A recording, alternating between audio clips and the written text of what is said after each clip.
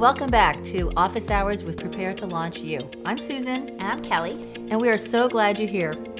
Today we take a question from Julie in Fairfield, Connecticut, which is right near us. Right around the corner. Yep. Hi, Kelley and Susan. I'm loving your Prepare to Launch Office Hours. Thank you, Julie. And I'm seriously considering the course in October. We'd love to hear that. Yes. I'm not one to normally write in, but one of my goals for the new year is to challenge myself by doing new things. So here goes. I have a background in marketing, and I quickly rose up the ladder early on in my career. I was always driven, and I'd consider myself during that time very confident. I was the kind of person who knew exactly where she was going in career and life. But I opted out after my husband had relocated to New York for a job, and I'd been fully immersed in raising our 3 children since then. We can relate. I loved being home with my kids, and I'd never change that choice. But I have to be honest, something feels like it's missing. I know I still have so much more to give in my career. Here's the problem. I have zero confidence when it comes to getting this process started. I can't get over how intimidated I feel. How do I get back to being that confident 33-year-old I was when I left my field? Oh. Kelley, this one's yours. Yeah. Oh, Julie, you can get back to that confident 33-year-old, and she is much, much wiser now. Much wiser. You know, we have come to learn with working with so many women over the years that one of the biggest obstacles for women returning to the workforce is confidence. Absolutely. There's a confidence deficit. And it is okay to have that, because one of the things we've actually designed into our program from the very, very minute you start with us, your very first homework assignment, it is all based on growing your confidence, getting you back out there again and growing your confidence. And we've seen the women who've come through our live course evolve from timid, you know, people who really weren't comfortable boasting to, I have a story of one particular client who just taking her to a mentor meeting and watching her walk in as one woman and walk out as an entirely different one. She remembered who she was.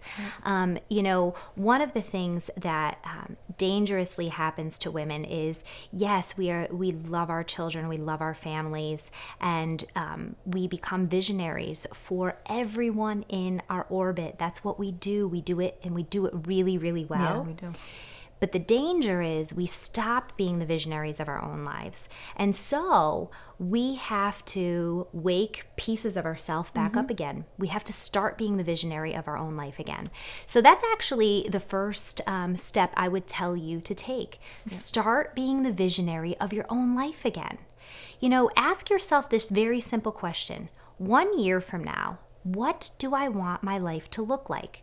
Truly, 1 year from now, paint the picture of what you want it to look like. What will you be doing? Who will you be around? What relationships will you have built?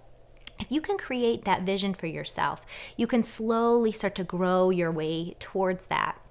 And then as far as confidence goes, I would say get yourself out there. Go back and read performance evaluations if you have those. Thank Pull you them notes, out. You know, award thank you notes, certificates. that bucket in your basement that's sitting there with all of your old work stuff. Go back in there and remind that woman of who she is. She's still in there. And like I said to you, she is far wiser now. She knows so much more. Life has given her a whole other skill set to pull from. So, Julie, you are not alone. We actually, one of the most exciting pieces, which I truly believe is one of the most exciting pieces that actually our focus group helped us with when we first were when we were designing the course.